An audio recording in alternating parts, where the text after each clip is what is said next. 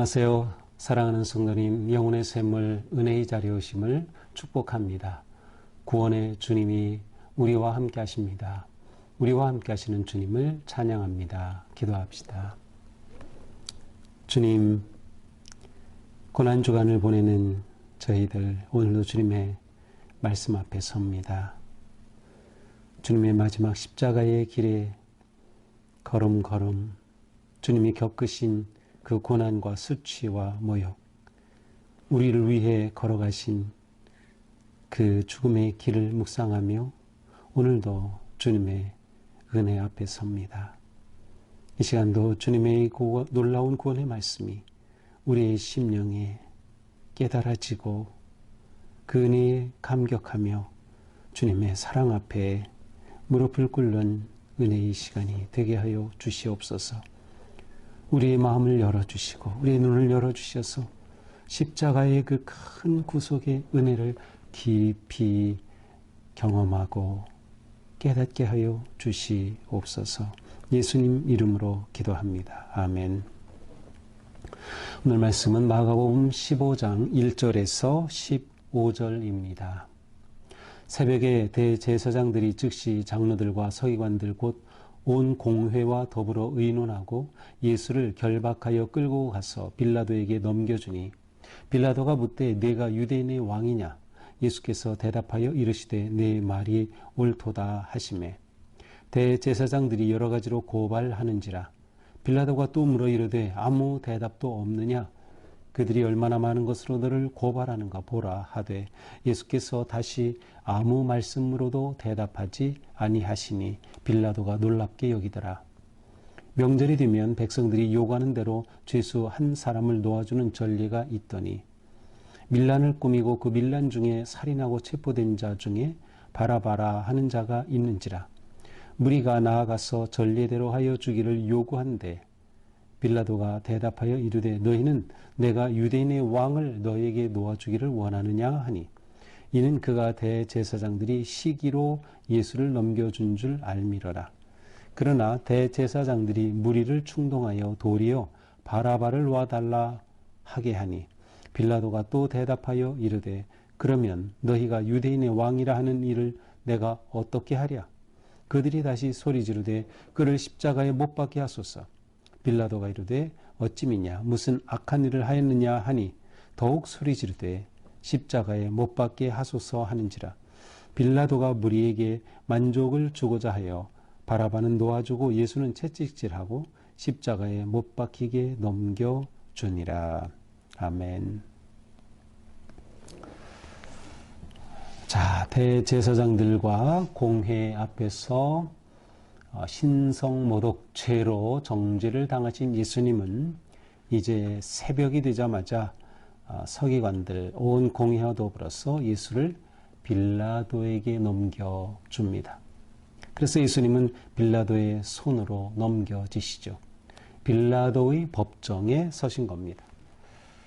새벽 닭이 울면서 베드로가 통회하는 그 시간에 예수님은 바로 이 새벽 빌라도의 법정에 서시게 된 거죠.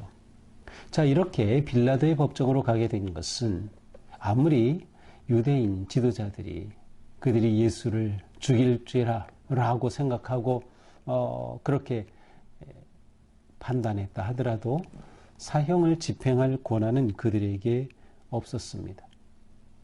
그러니 이제 그들은 예수를 사형 집행할 수 있는 그러한 방법을 찾아야 했죠. 그것이 바로 빌라도 법정에 세우는 것이었습니다. 이제는 예수님의 이 사건이 종교적인 문제에서 정치적인 문제로 바뀌는 거죠. 자, 종교적 심판으로는 예수를 죽일 방도가 없으니까 이제는 이것을 정치적 이슈로 몰아가는 것과 똑같아요. 자, 빌라도가 묻죠. 내가 유대인의 왕이냐? 예수님은 네 말이 옳도다. 네, 원래대로 번역한다고 하면 내가 그렇게 말했다 이런 뜻이에요. 그래서 예수님은 이 빌라도의 질문에 어떠한 대답도 하신 것이 아니죠. 내가 유대인의 왕이냐? 그래, 그렇다. 뭐 아니다. 이러한 것이 아니라 내가 그렇게 말하였다. 근데 이제 우리 번역에서는 네 말이 옳도다 이렇게 번역해서 유대인의 왕이다라는 것을 간접적으로 인정하는 듯한 그러한 번역이 되었습니다. 이렇게 되자 대제사장들이 여러 가지로 고발합니다. 여러 가지로는 많은 항목을 대가지고 예수님을 고발하는 것이죠. 빌라도가 또 묻지만 예수님은 아무 대답도 하지 않습니다. 봐라, 이렇게 너를 향해서 많은 고발을 하고 있는데 이것에 대해서 내가 변호해야 되지 않겠느냐, 내 입장을 좀 말해봐라. 빌라도가 말하지만 예수님은 한 말씀도 하지 않으십니다. 이것은 마치 이사야서 53장 7절에 그가 곤욕을 당하여 괴로울 때에도 그의 입을 열지 아니하였으며 라는 이러한 예언의 말씀과 똑같습니다. 예수님은 아무 대답도 하지 않으시죠. 자, 이제 예수님에 대한 이제 빌라도의 판결이 나와야 합니다. 그런데 이때가 언제예요? 6월절 그리고 무교절, 명절이죠. 그러니까 이렇게 명절이 되면 이제 백성들이 특별한 요구한 대로 죄수 한 사람을 놓아주는 전례가 있었다. 일종의 명절에 주는 특사 제도 같은 그런 일종의 관습이 있었던 것 같습니다. 바로 빌라도는 이러한 관습을 이용하고 싶었어요. 그런데 여기에는 예수만이 아니라 많은 사람들이 끌려와 있었는데 특히 바라바라고 하는 사람도 있었어요. 밀란을 꾸미고 밀란 중에 살인하고 체포된 자 중에 바라바라는 자가 있는지라.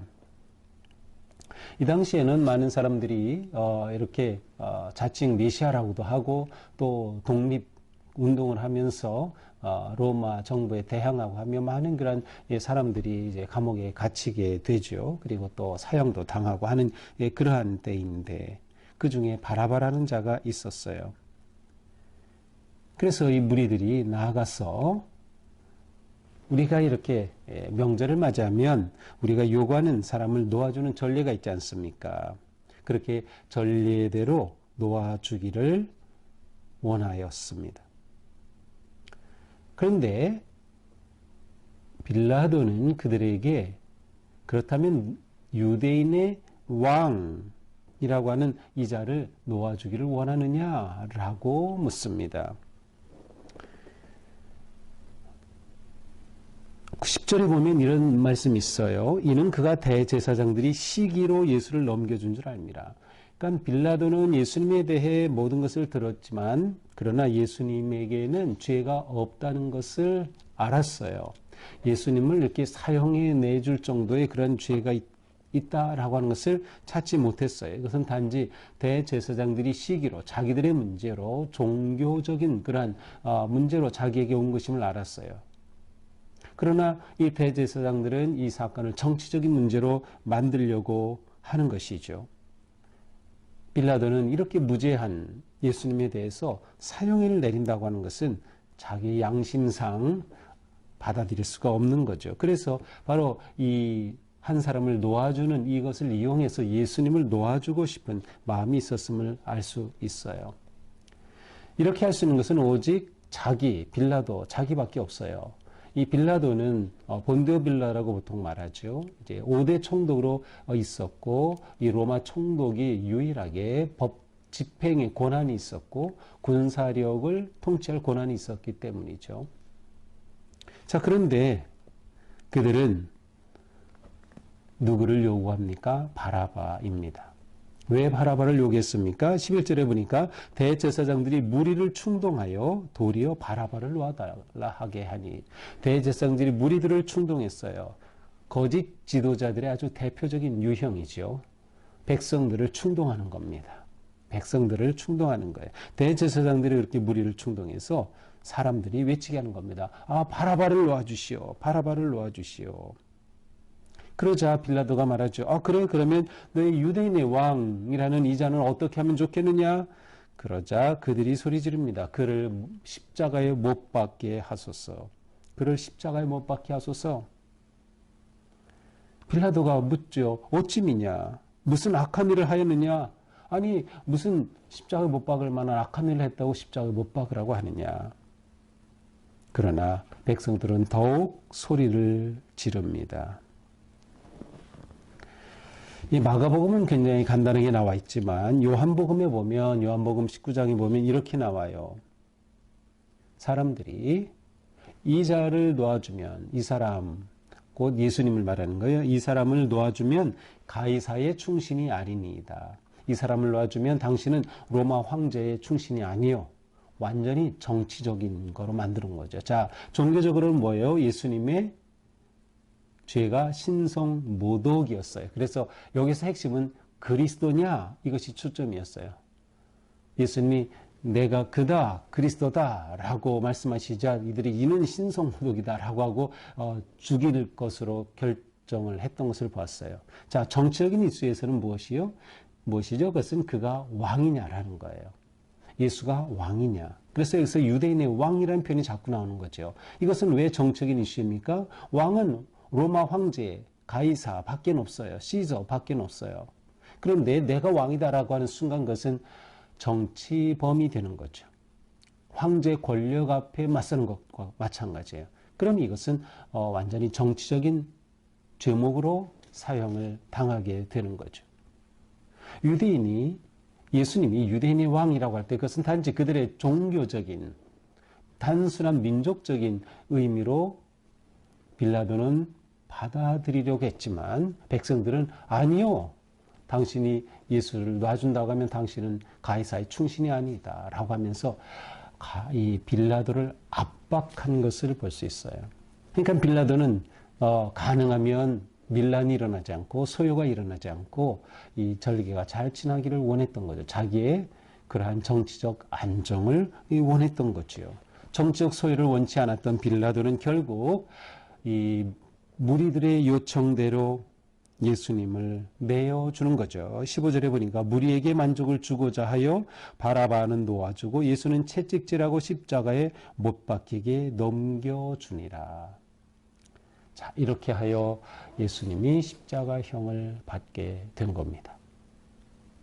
십자가에 못 박는다고 하는 것은 신명기 21장 23절에 보면 그것은 저주받은 자의 모습이었어요. 나무에 달린 자는 저주받은 것이다. 그들은 이렇게 예수님을 십자가에 못 박기를 요청했죠. 어쩌면 이들은 예수님이 예루살렘에 들어오실 때 호산나 호산나고 소리를 쳤던 그 무리가 아니었을까요? 그러나 이제 그들은 오히려 예수님을 십자가에 못 박으라고 하는 그러한 군중으로 바뀌고 말았던 거죠. 예수님에 대한 환호가 이제는 예수님을 죽이라고 하는 그러한 모습으로 바뀌었어요. 대제사장들과 지도자들에 의해 매수된 것과 마찬가지죠. 이렇게 하여 예수님은 십자가형을 받으시게 됩니다. 자, 오늘 말씀을 보면서 왕이신 예수님이 빌라도 법정에 서신 그러한 장면을 보여줍니다. 이 장면에서 제자들의 모습은 온데간데 없습니다. 오로지 예수님 홀로 이 모든 일을 맞이하고 계시죠. 예수님께서 이 일을 그대로 받아들이고 계셔요. 그래서 우리는 여기서 예수님이 이 모든 것을 오히려 주도적으로 당하고 계시다고 하는 그러한 모습을 볼 수 있어요. 예수님이 수치를 당하고 모욕을 당하시고 결국 십자가의 죽임을 당하게 될 이 판결의 과정 가운데 자신을 그대로 내어주신 거죠. 그 이유는 무엇일까요? 바로 우리를 사랑하셨기 때문에 사랑을 해주신 주님은 그 사랑의 증거로 자신의 생명을 내어주시는 거죠. 우리를 위한 대속의 제물이 되시는 거죠. 이것이 예수님이 십자가에 달리시는 이유이고 우리가 볼 때 이것은 놀라운 말로 표현할 수 없는 은혜요 사랑인 것이죠. 큰 그림으로 볼 때 이것은 또한 아버지 하나님의 뜻에 순종하시는 예수님의 모습입니다. 자신을 내어주심, 이것은 진정한 사랑의 확증입니다. 자기를 내어주심, 이것은 하나님 아버지에 대한 온전한 순종이었습니다. 여기에 예수님은 어떠한 타협도 없이 어떠한 요청도 없이 담담하게 그 길을 걸어가심을 볼 수 있어요. 반면에 우리는 예수님을 십자가 못 박으라고 외쳤던 그 군중들, 민중들의 모습을 보게 됩니다. 빌라도의 모습도 그렇습니다. 여기에 진정한 사랑과 의는, 정의는 다 사라지고 말았습니다. 여기에 유대인의 왕, 진정 왕이 계신데 그 왕이 곧 정의고 왕이 곧 사랑인데 그 왕 앞에서 그들은 어떠한 의로움도 어떠한 사랑도 그 무엇도 없는 무지한 군중이 되고 만 것이죠. 빌라도는 결국 무리에게 만족을 주고자 하여 무리를 기쁘게 하고자 하여 예수를 십자가에 죽이도록 넘겨줬습니다. 여기서 우리는 매우 중요한 질문을 만나게 되죠. 예수님은 나에게 진정한 왕이신가? 그렇다고 하면 나의 모든 삶은 누구를 기쁘게 하고 누구를 만족하게 하기 위한 것인가? 나의 오늘의 삶, 나의 생각, 나의 행동, 나의 결정, 나의 선택이 누구를 기쁘게 하기 위한 것인가? 누구를 만족하게 하기 위한 것인가? 그것이 나의 만족이라면, 그것이 세상을 위한 만족이라면 거기에는 정의는 사라지고 사랑은 사라질 수밖에 없을 것입니다. 결국 우리는 이 두 질문을 물어봐야 되겠죠. 예수는 진정 나의 그리스도이신가? 나의 구세주이신가? 예수님은 내 삶의 왕이신가? 왕이시라는 것은 내가 그 다스리심을 받겠다는 거죠. 그 다스리심 안에 있겠다는 것이죠. 오늘 우리의 삶이 예수님을 온전히 신뢰하고 따르는 그러한 삶이 될 수 있기를 바랍니다. 사실 우리가 살아가는 이 세상에는 불의한 재판이 가득하죠. 인기몰이의 권력, 정치가 난무하고 있죠. 거짓 고소와 사기가 가득한 세상이에요. 예수님은 세상의 그 논리에 따라 이렇게 십자가에 달리시고 말았어요. 그러나 우리는 우리를 위해 달리신 예수님의 그 은혜로 말미암아 구원을 얻고 생명을 얻었기에 이 땅에서 바르게 의롭게 사랑의 길을 걸어가야 하는 것이죠. 지금 한창 선거로 인해서 했던 온 세상이 소란합니다. 보면 전부 다 자기 이권, 자기 주장, 자기 이념, 자기 진영이 다 빠져 있어요. 정말 백성들을 사랑하는가? 정말 백성들을 위한 건가? 찾아보기 어렵지요. 이 진흙탕 싸움 속에서 우리 그리스도인들은 오직 예수님이 내 인생의 왕이시다. 예수님이 내 삶의 진정한 주인이시다. 그러니 우리는 주님이 가신 그 길 정의롭고 지혜롭게 선택하며 걸어가는 진정한 주님의 자녀들이 될 수 있기를 축복합니다. 기도합시다. 주님은 우리를 위하여 그 십자가의 길을 이렇게 모욕을 당하며 가셨습니다. 자신을 온전히 내어주셨습니다. 세상의 불의와 세상의 권력 앞에 자신을 그대로 내어주셨습니다. 오직 우리를 사랑하셨기 때문에 오직 우리를 구원하시려는 하나님의 그 뜻을 이루기 위해서 가신 주님의 십자가의 길. 주님, 저희도 이 땅 살아가는 동안에 주님 앞에 부끄러움 없이 주님을 위하여 주님을 기쁘시게 하기 위한 선택과 결정, 그리고 진정한 사랑과 정의의 길을 걷게 하여 주시옵소서. 오늘도 주님의 은혜 안에서 우리의 삶이 이 큰 십자가의 은혜를 기억하며 믿음으로 서게 하여 주시옵소서. 예수님 이름으로 기도합니다. 아멘. 네, 오늘도 주님의 은혜로 우리의 삶이 거룩한 믿음의 길, 십자가의 길 담담하게 승리하며 걷는 하루가 되기를 축복합니다. 사랑합니다.